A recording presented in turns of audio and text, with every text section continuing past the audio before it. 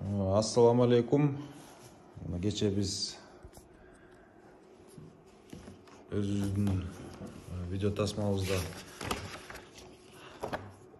буга чейин деле жылкыларга жана уйларга плем карталары, асыл тукум деген карталары бар болчу деп айтып кетпедик белек. Алар асыл тукум малга тиешелүү негизи. Анан мына бүгүн силерге ошо кечеки айтылган сөзгө далил катары биздин чарбанын жылкыларынын өзлөрүнүн асыл тукум деген карточкаларын, мындайча айтканда паспорттарын көрсөтүп коеюн деп чечтим да. Мына бисмилла буюрса азыр мындай болот. Биздеги эң атактуу Космос деген айгырыбыздын мына бул болсо племенной картасы мына. Паспорт племенной спортивной лошади, кличка Космос. Passport for race and breeding horse. For name Космос дейт. Мына мындай номери менен интернетке жазсам о номерде кирип туруп конный миргеч ошондо чыгат да. Эмне айгыр, ата тегин баардыгы тең. Мына Космос дейт. Мында баардыгы тең жазылат биякта. 18 майда 2008 жыл туулган. Мына линиясы, атасы Спецквиат, энеси Кабирия. Анан баардык нерсеси жазылат дагы. Анан биякта печати менен каяка сатылган, кимеси баардыгы тең жазылат. Дагы бир мына Пирс дейт.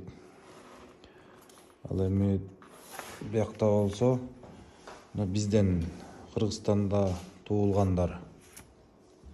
Биякта Балтик Спид дейт. Мына баардыгы тең эле чуркап жүргөндөр да.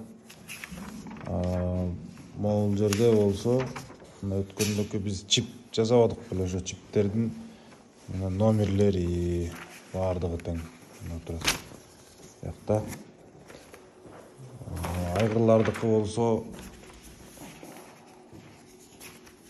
жаздын күнү мына эмне деп турат? Учета пробы и случаи кабыл назначенных жеребцов Пирс дейт. 2018 жылдан бери келатат. 2016 жылдан бери келатат. Канча бээге коюлуп, канча бээ кайсыл айда айгырдан токтогону мына покрыто дейт. Ушинтип кетет да.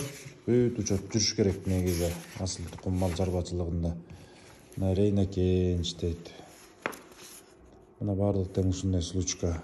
Кайсыл айда айгырдан токтогондору. Мисалы үчүн Элгар деген айгырдыкы мына 2020, 2016, 2015 мына ушундан бери жүрөт да.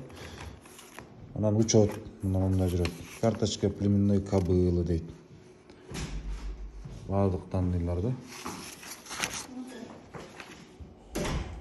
Ушундай жүрөт негизи документацияларында. 2020 жылкы дебют деген биздин кийинки жаңы айгырдын карточкасы экен да мына. Учет бул. Канча бээ жапканы, ушун баардыгы тең мына селекция ушундай жүргүзүлөт да. Ар бир бээни ушул айгырга дене түзүлүшүнө, канына, ата тегине карап туруп анан коесуң да. Мисалы үчүн Космостуку бар экен мына. Бакта Космостуку да. Ушундай иштерди алып барыш керекпиз да. Негизи асыл тукум мал чарбачылыгы даана баардыгы тең так болушу керек.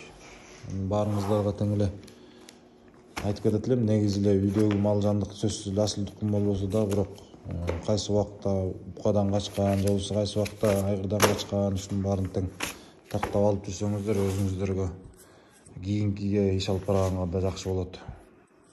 Ушундай бул да биздин кыскача бүгүн сиздерге берген маалыматыбыз.